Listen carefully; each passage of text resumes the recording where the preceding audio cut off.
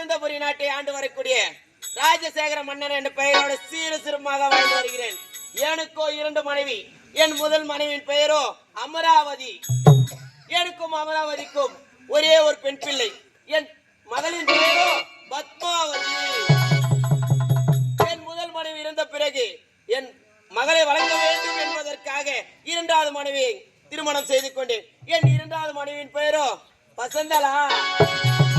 இப்பொழுது சென்று 2வது மனைவியை சந்திக்க வேண்டும். இப்பொழுது சென்ற மனைவியை சந்திக்க